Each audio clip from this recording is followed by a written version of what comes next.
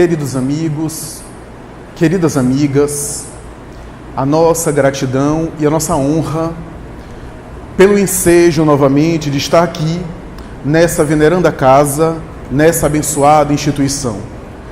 Votos de paz, que o divino amigo da humanidade, o mestre por excelência, abençoe a nossa reunião, iluminando o nosso raciocínio, a nossa intuição, projetando claridades espirituais sobre o nosso tirocínio e discernimento, a fim de que os espíritos bons desta casa, que o representam aqui nesse recinto, possam guiar o nosso pensamento e os nossos direcionamentos. Dito isso, iremos começar. As ciências cognitivas, particularmente aquelas que estudam, do ponto de vista da academia, o comportamento humano, têm chegado a belas conclusões a partir dos vários trabalhos que foram publicados no seu surgimento, mais ou menos no final da década de 90 e começo dos anos 2000. E essas ciências que tentaram entender melhor o funcionamento do psiquismo humano, o funcionamento do pensamento, a forma pela qual o indivíduo funciona no mundo à sua volta, dando primazia à necessidade da ciência, ou de nós todos, entendermos o pensamento, o que é, aliás, um desafio muito complexo. Primeiro, porque do ponto de vista científico, não há nada que possa mensurar em termos materiais a capacidade do ser humano pensar e avaliar o pensamento de uma forma laboratorial ou experimental, senão através dos seus efeitos. E segundo, porque até do ponto de vista filosófico, o pensamento é um conceito difícil de avaliar e esbarra em um problema já de início. Como é que eu vou examinar o pensamento, avaliá-lo e estudá-lo, se eu somente posso fazê-lo usando o próprio pensamento? Porque o pesquisador, o filósofo, o pensador, se afasta do objeto observado para examiná-lo, para descrever as suas características, mas para eu raciocinar e pensar, estudar, refletir e compreender o pensamento, eu tenho que usar o próprio pensamento para entendê-lo. O que é, do ponto de vista filosófico, difícil. Os filósofos ancestrais deram ao pensamento a ideia de que ele existe por si mesmo, sem tentar entendê-lo. E compreender os seus efeitos apenas. Mas as ciências cognitivas do século 20 e 21 tentam entender o pensamento humano para entender a forma de funcionar do ser humano no comportamento, na sociedade, na vida de relação. A verdade é que a arte ou a ciência de pensar ainda é muito complexa. Mas há uma afirmativa que serve para o nosso tema. A afirmativa essa, que é basilar, que é especial na área das ciências cognitivas, segundo a qual se diz que se o pensamento é muito importante e é complexo, não há como negar que a partir do pensamento nós estabelecemos crenças que são fixações desse pensamento e com os quais nós normalmente ditamos a nossa forma de comportar e agimos no mundo produzindo a nossa caminhada e até mesmo aquilo que a gente chama de destino, que é a forma de a gente ver o mundo, de a gente crer nas coisas ou não crer nelas, dita a nossa própria história, faz a nossa própria carreira, produz, de alguma forma, um efeito sobre a nossa biografia. E dizem esses especialistas que uma das formas mais preocupantes e, ao mesmo tempo, mais importantes de funcionar cognitivamente é o binômio que é chamado pelos psicólogos cognitivos e cognitivos comportamentais de esperança/desesperança. Esse é um dos temas mais delicados da área de saúde mental. Por quê? Porque a depender da daquilo que é chamado de desesperança, em inglês hopeless, falta de esperança, de alguma forma já diz que ocorre o perigo de vida, seja pelo suicídio, seja pelo desenvolvimento dos transtornos psíquicos. Tudo isso, creio eu, que veio a partir dos surtos de depressão e desse problema dos transtornos do humor serem mais e melhores examinados. Porque a depressão, na área dos transtornos emotivos e afetivos, afeta a capacidade do indivíduo se projetar para o futuro. E nesse conceito cognitivo, esperança significa a capacidade do indivíduo se projetar para o amanhã, se visualizar amanhã, se enxergar no futuro. E em níveis de depressão muito acentuados, o indivíduo não consegue se projetar para o futuro. Dizem esses especialistas que se a pessoa não tem todos os sintomas de depressão, mas tem pelo menos um nível de desesperança acentuado, ela já corre risco de suicídio.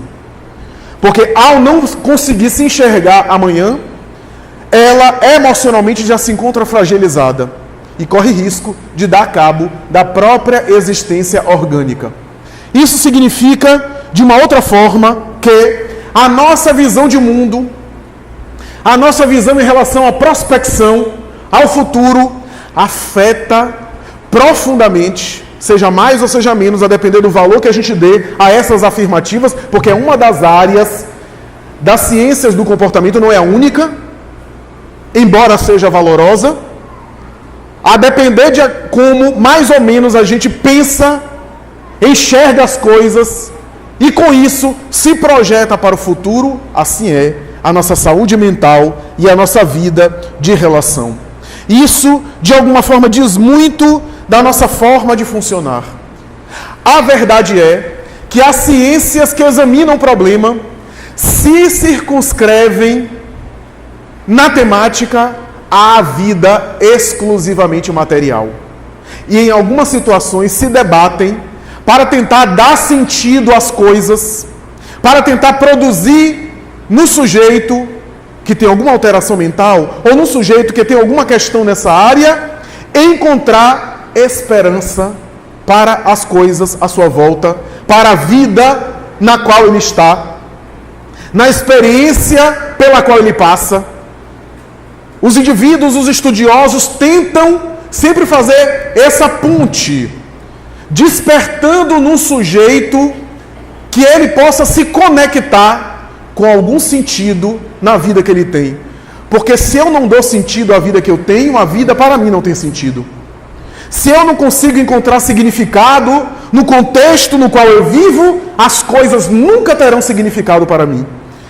Então, a verdade é que dentro desse contexto, dessa ordem de raciocínio, dessa linha de pensamento, esses estudiosos conectam e tentam produzir ferramentas, baterias, recursos psicológicos, psiquiátricos, psicopedagógicos para ajudarem as criaturas humanas na área da sua saúde mental a visualizar a vida, reformular as suas crenças, dar um sentido novo à existência, mas tem um limite, porque esbarram em um pressuposto, em uma pré-condição e em uma visão de mundo que é material apenas, que começa no berço e que acaba no túmulo.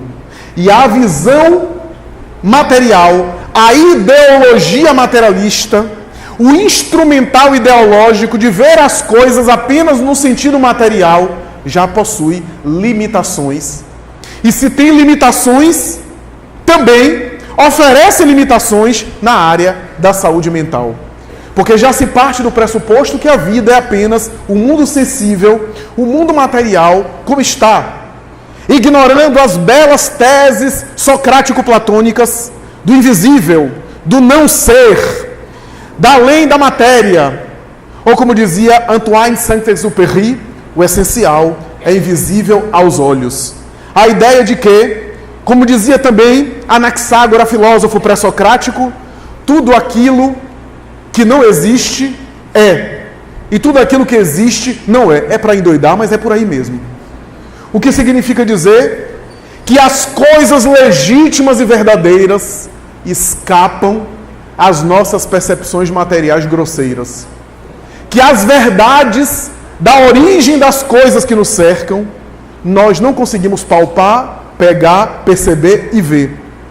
E as coisas que nós percebemos, palpamos, vemos, enxergamos, pegamos, são ilusões dos nossos sentidos grosseiros e percepções muito alteradas e distorcidas das verdades originais daquilo que percebemos.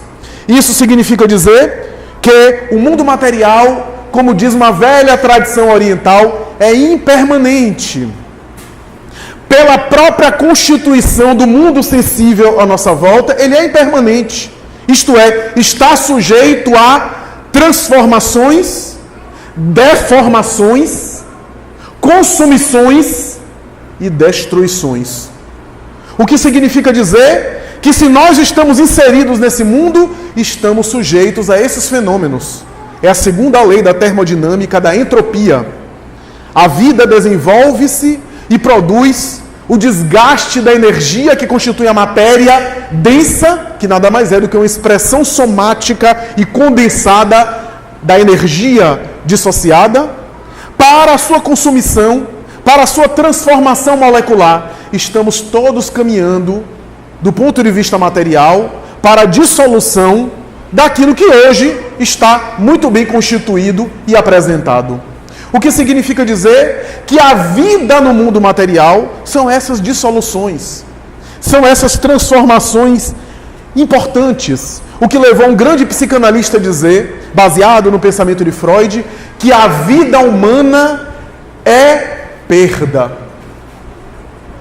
Porque o tempo todo, enquanto o relógio passa, a gente está perdendo. É que nem a gasolina do carro. Você saiu do posto, já está gastando. É que nem o salário que você ganhou. Já tem conta para pagar, se é que já não está comprometido para o próximo mês. Não, é melhor mudar de assunto essa parte. A vida material é esse líquido que está pingando incessantemente. A saúde orgânica também está se esvaindo. Queiramos ou não, cuidemos dela ou não, protegendo-a ou não, preservando, é claro, prolongando a sua constituição, mas estamos caminhando para as suas transformações inevitáveis. O mundo material é feito dessas perdas, diz um grande psicanalista. Mas não apenas a perda material concreta, mas as perdas simbólicas. Quem é criança, ao deixar a vida infantil, perde a infância. Depois perde a juventude. E é uma coleção de perdas, mas é uma visão materialista. Porque a construção ideológica do pensamento materialista normalmente resulta em uma ideia ou um ideal pessimista. Um ideal de que tudo está caminhando para o caos.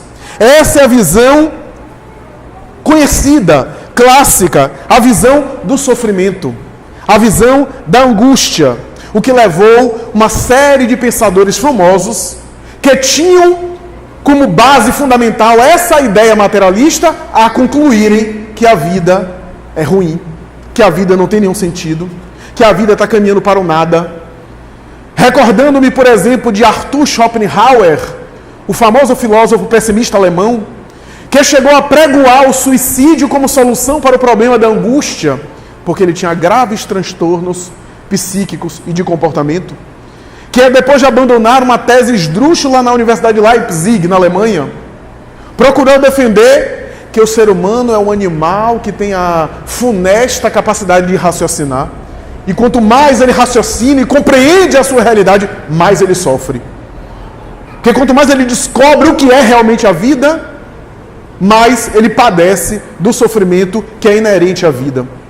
Assim a gente vê que alguns outros pensadores, à semelhança de Schopenhauer, repetem esse padrão, porque estavam sujeitos à ideologia materialista. Uma série deles que eram intelectuais admiráveis, alguns dos quais reconheçamos. Os livros são muito bem escritos, de uma inteligência privilegiada, de um raciocínio que nós aprendemos muito com eles, mas as conclusões que eles tinham a respeito da existência humana eram quase todas angustiadas. Porque eram homens do seu tempo, vivendo um paradigma materialista, e concluíram a respeito do niilismo, do nadaísmo, da visão negativa do mundo. Então a vida seria uma sucessão de sofrimentos. Seria uma coletânea de dores. Seria um caminhar para o nada. E a conclusão é a seguinte: busque o prazer enquanto você pode. Qualquer tipo de prazer possível material, que a sua condição material lhe proporcione, já que a vida é apenas a matéria. Goze ao máximo a vida material. E quando você não tiver jeito mais e estiver sofrendo numa situação insolucionável, insolvável, opte pelo aniquilamento da vida para acabar o sofrimento, já que depois não existe nada. Essa é a conclusão lógica de uma visão materialista. Eu não estou dizendo que todo materialista é assim. Eu estou dizendo que o sistema filosófico materialista conduz as criaturas a pensarem assim, a concluírem dessa forma. E é até coerente. Se eu acho que a vida material é única, eu vou aproveitar a vida material e vou fugir dos sofrimentos materiais. Vou evitá-lo.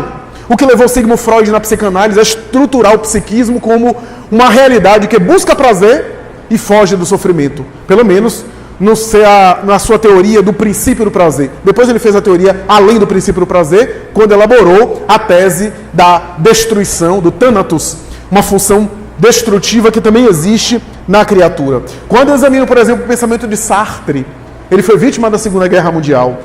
Esse homem é admirável, mas quando ele viu o que aconteceu na Europa e em parte do resto do mundo, após o nazismo alemão, ele concluiu que moral, que ética, tudo isso são ilusões.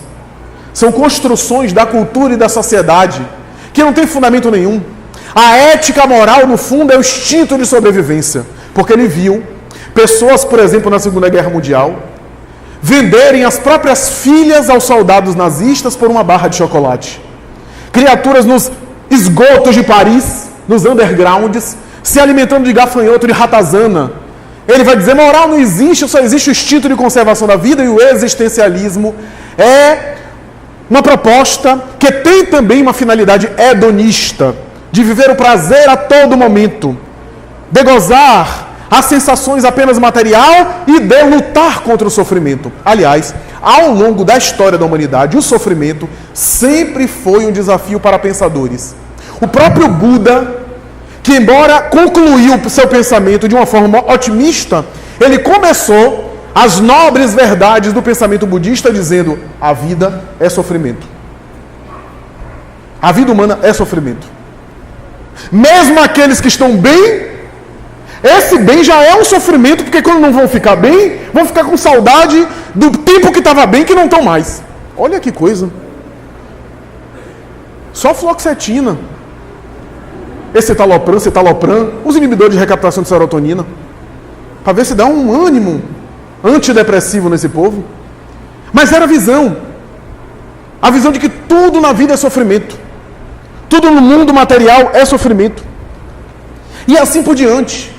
Literatos como Goethe, como Tolstói, como Dostoiévski, ou como Kafka, todos eles, em alguns momentos, passando por conflitos, também apelaram para a tese nihilista, nadaísta, ceticista e pessimista, de que o mundo é sofrimento, que não se pode fugir da dor. Mas houve a escola filosófica que tentou enfrentar a dor, a escola estoica, o estoicismo ancestral, que em alguma medida fez época. O próprio Nero, imperador romano, se entusiasmou em determinado momento.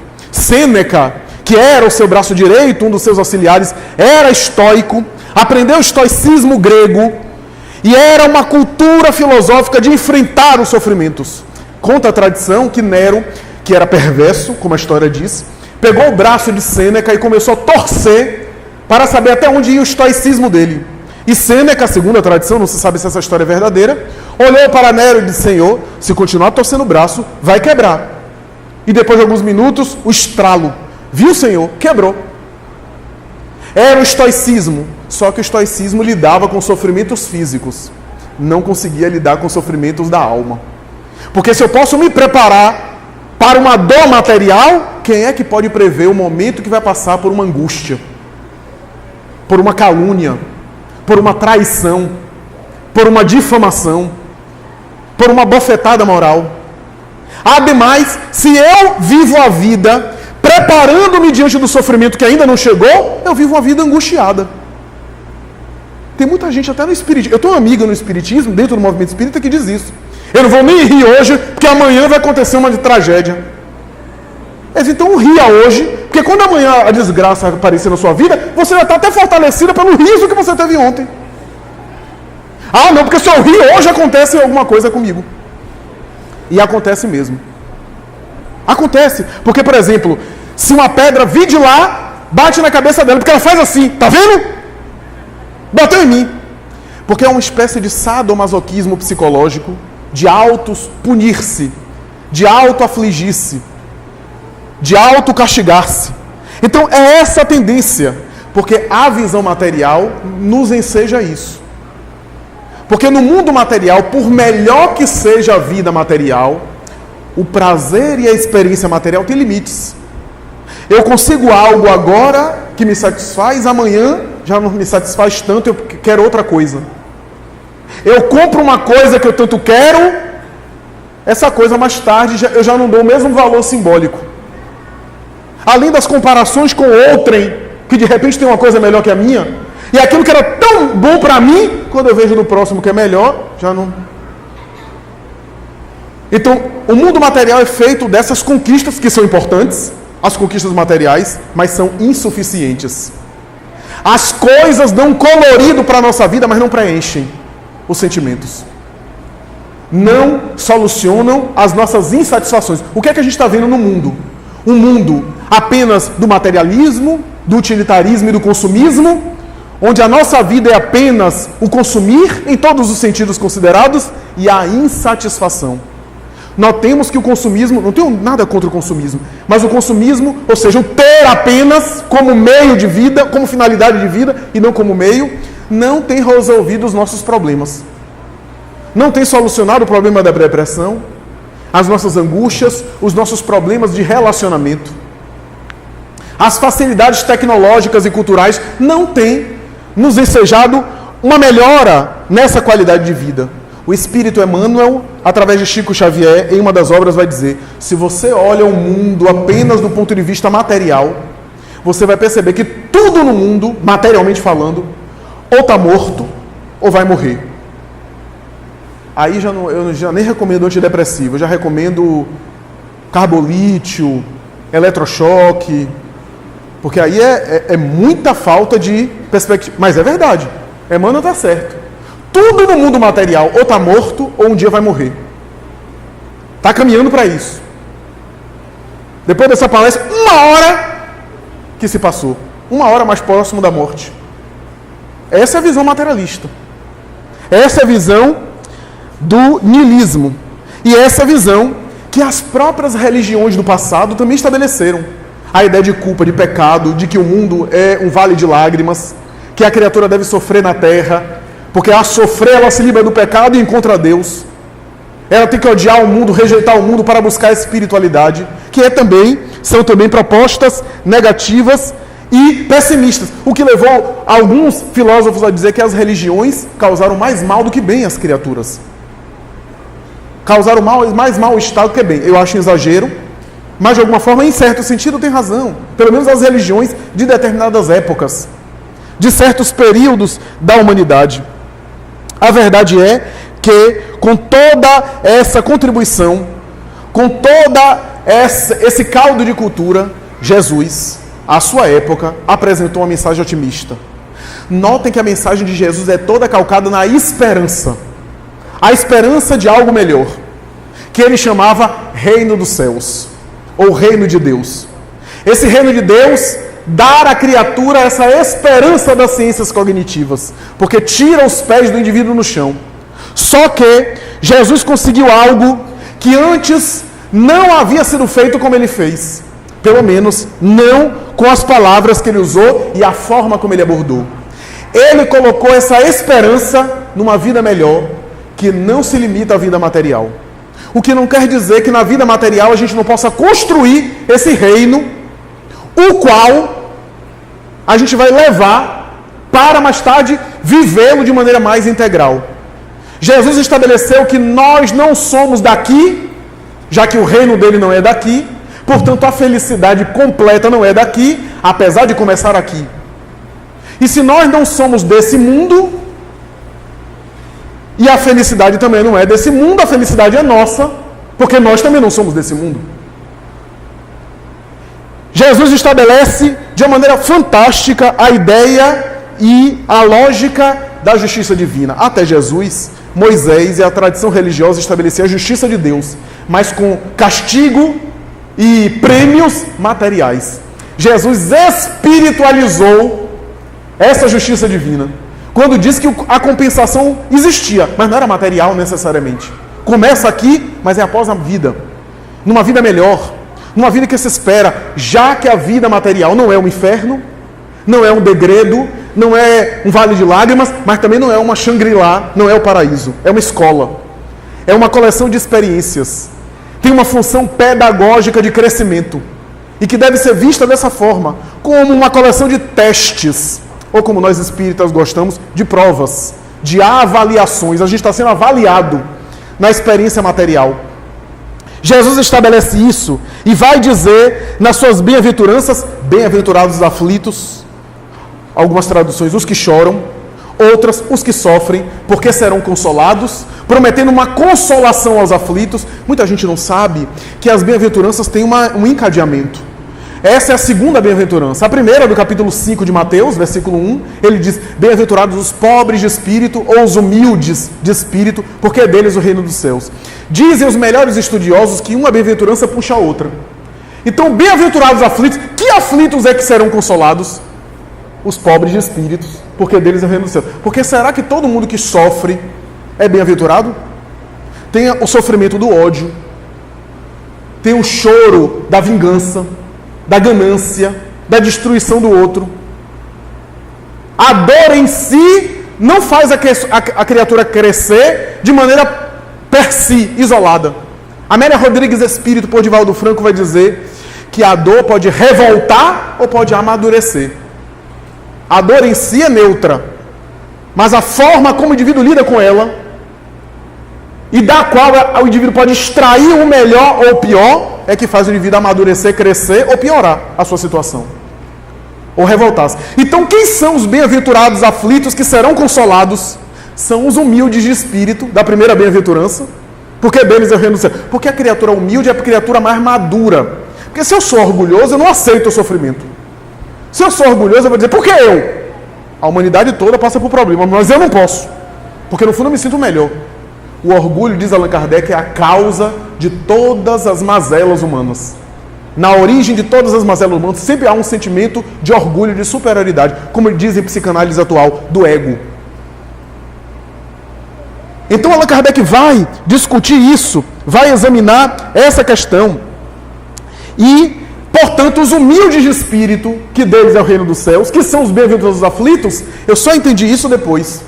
Que há uma evolução, ou seja, aquele que é humilde pressupõe a humildade, a primeira virtude, sem a qual não consegue nenhuma outra. Porque se eu não sou humilde para me reconhecer que eu preciso avançar, o que é que eu vou mais conquistar? Não vou conquistar nada. Para eu evoluir, eu preciso primeiro saber que eu não sei tudo, que eu não conquistei tudo. Então é a primeira das grandes virtudes. Não é apenas a maior, mas a primeira. E a mais importante, que abre espaço para outras. Por isso é a primeira bem-aventurança.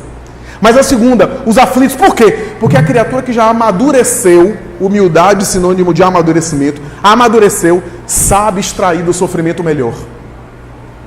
Lembremos daquela passagem: a dor é uma bênção que Deus envia aos seus eleitos, mensagem da paciência de um espírito amigo, capítulo 9 de O Evangelho segundo o Espiritismo. Quando eu li isso, eu tive muita dificuldade. Quer dizer, a dor é uma bênção que Deus envia aos seus eleitos? Os eleitos são esses indivíduos que já amadureceram e já têm condição de crescer com a experiência que a gente chama de dolorosa. Já pode... Por isso, meus amigos, na literatura espírita, o indivíduo cometeu um crime aqui, e aí 200 anos depois, ele responde por aquele crime. Por quê? Porque naquela época ali, ele não teria nem condição de aproveitar o resgate daquilo que ele fez, a recomposição. A divina providência é sábia, espera o indivíduo amadurecer. Aí a gente diz assim, por que tanta gente sofre que é do bem? É porque o bem de hoje foi o mal de ontem que agora se recuperou. Que está se recuperando. É a palavra lógica da doutrina que está lá. Inclusive no texto, se fosse um homem de bem, teria morrido. De o Evangelho segundo o Espiritismo. Quando Allan Kardec examina essa frase popular. Portanto, é aquele indivíduo que já amadureceu, já cresceu, que já se desenvolveu e que já consegue crescer mais com aquilo que nós não suportamos, que são as experiências um pouco dolorosas no mundo físico, que fazem parte, na verdade, da vivência de todos nós. A verdade é que quem é de nós aqui, que no momento que não passou por um sofrimento, por uma dificuldade real, na hora que a gente passa, eu estou me referindo aos sofrimentos assim que a gente fica sem chão. Aqueles dias assim mais difíceis da sua vida, que você pensa assim, eu não vou sobreviver, eu não vou aguentar. Quem de nós já não pensou isso? Que achou que não ia sobreviver àquilo. Depois que o tempo passou, porque na hora a gente não tem condição de raciocinar. Depois que o tempo passou, a gente olha para trás e diz assim, eu só sou hoje o que eu sou, graças àquela experiência. Porque hoje eu entendo, inclusive eu entendo as pessoas que passam por aquilo e tenho condição de ajudá-las melhor, porque eu já senti na pele o que elas passaram. O que elas passam, já senti no passado. Isso é a função do sofrimento. Tem um filme que eu assisti recentemente chamado Beleza Oculta, filme que está aí por aí. A tradução no Portugal é Beleza Colateral, que eu acho até mais apropriada.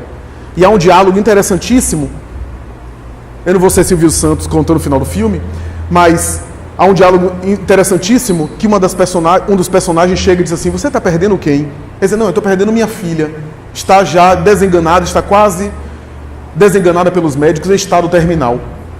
E aí o personagem diz assim, pois apesar da dor que você está sentindo, do sofrimento que você vai sentir, experimentar, nunca te esqueças de tirar de tudo isso a beleza oculta que existe em tudo isso. E o filme trabalha em cima disso.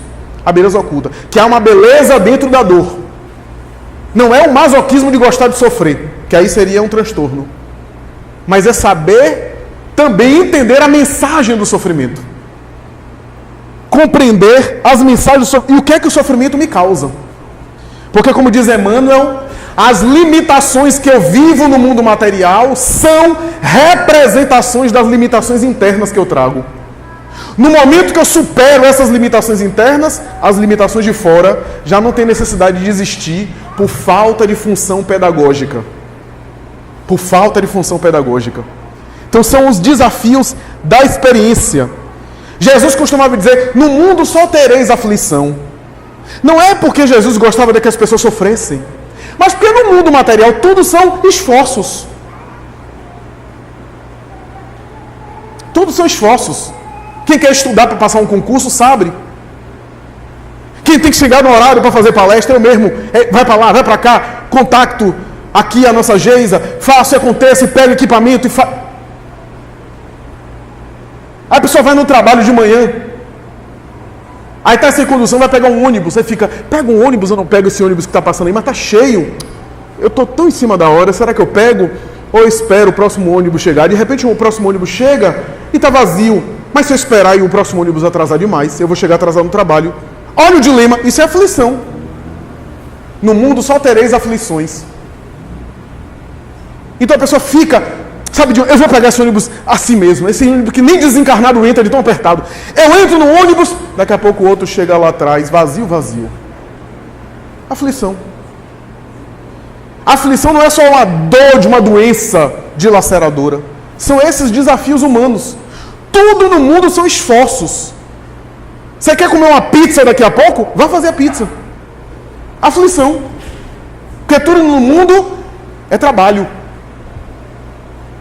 Precisa que a gente materialize. Uma coisa é a gente pensar, outra coisa é a gente materializar no mundo. Então, tudo isso são aflições. O Espiritismo, no entanto, vem 18 séculos depois de Jesus explicar suas palavras. Porque Jesus deixou algumas coisas parabólicas, outras não totalmente explicadas, intencionalmente veladas, porque a humanidade não conseguia compreender. E o Espiritismo dá e torna, como diz Allan Kardec, palpável essa realidade. Quando explica a realidade do sofrimento, a realidade da imortalidade, que os judeus, diz Allan Kardec no texto que nos serve de tema, chamavam ressurreição. E que no Evangelho, ressurreição está apresentado em 2 pontos de vista. Kardec discute isso no texto. Ele vai dizer, os judeus de antigamente chamavam de ressurreição o que nós chamamos reencarnação.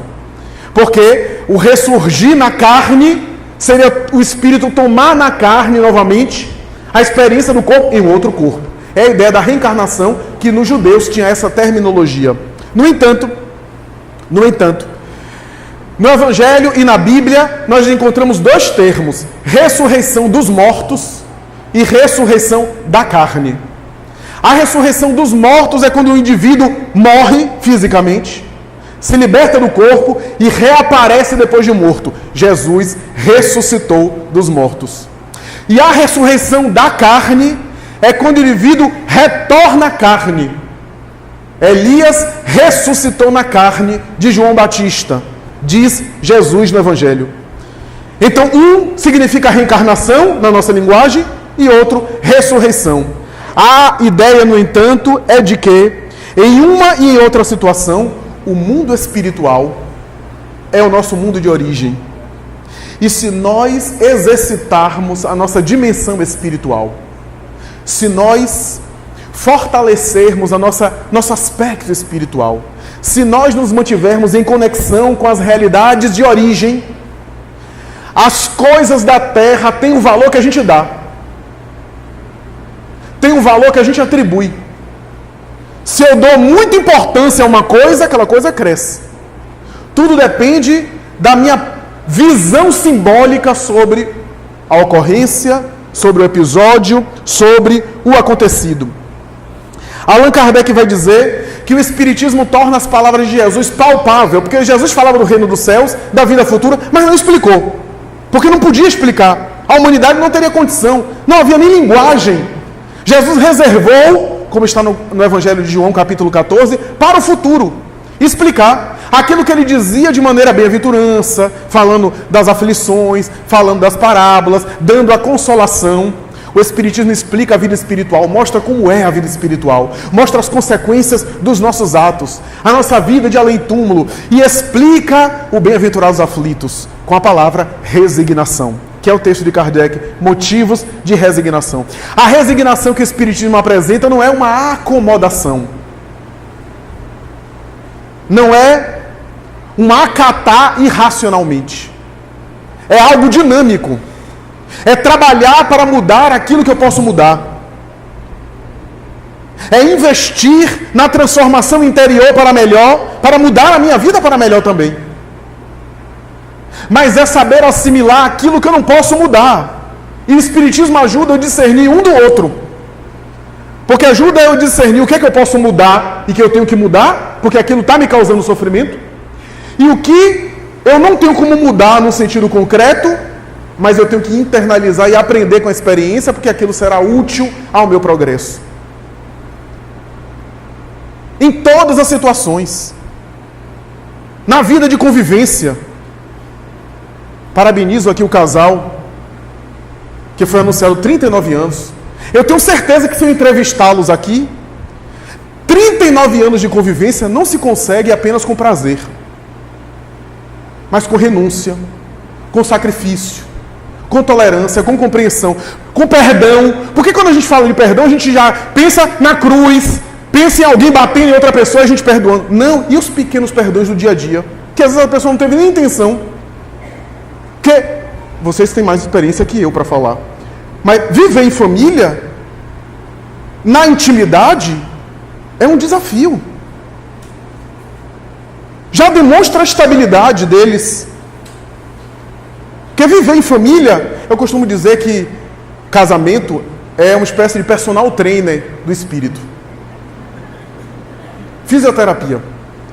Por quê? Porque mesmo que as pessoas estejam bem intencionadas e se amem, como como tem perspectivas e visões diferentes, às vezes a gente se atrita sem querer.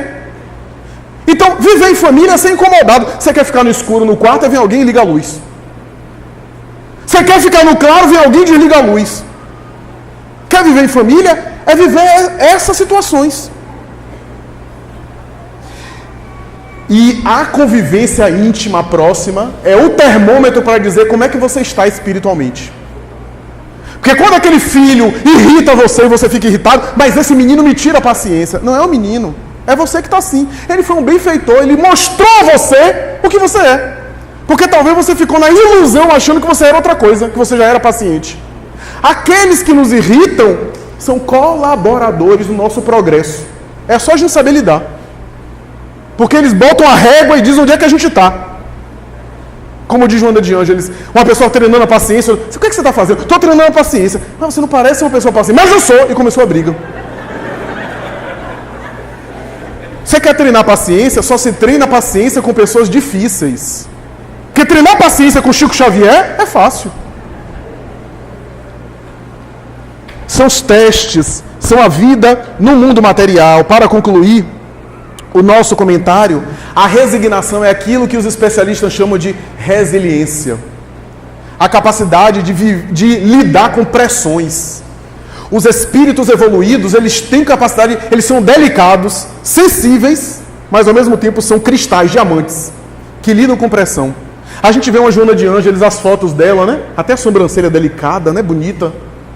E a gente se esquece que ela foi assassinada várias vezes. A gente vê uma Joana d'Arc queimada viva.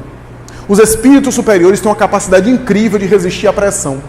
O exemplo maior foi Jesus. Porque se a ressurreição dele demonstra a imortalidade da alma, que é tema básico do cristianismo, dizia Paulo, e também do espiritismo, somente houve ressurreição depois do Calvário e da crucificação.